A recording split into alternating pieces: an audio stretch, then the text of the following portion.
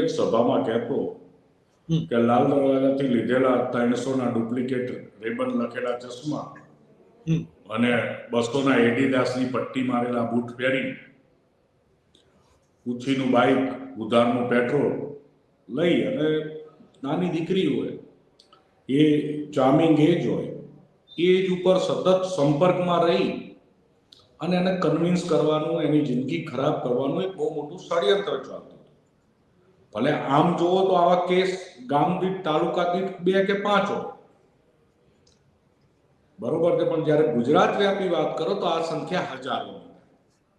જેમ કે ડ્રગ એડિક્ટની વાત કરીએ તો ડ્રગ એડિક્ટ કેટલા ગુજરાતમાં? 100, 200, 500.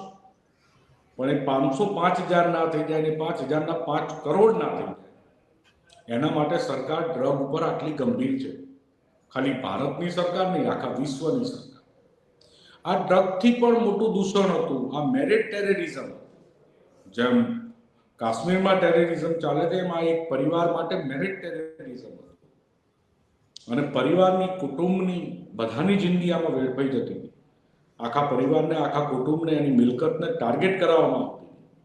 4-4 કરોડ રૂપિયા આવા છોકરાઓએ કે જે ગામનો લોકો, જેને ગામમાં કોઈ ઊભું ના રહેવા દેતો, એ પોલીસ સ્ટેશનમાં આવી પ્રતિષ્ઠિત દીકરીના બાપની સામે પગ ઉપર પગ ચડાવીને કહે કે લો ભાઈ મારા લગ્ન થઈ ગયા, અને પોલીસ એને પ્રોટેક્શન આપે અને મૂછો ચડાવતો જાય.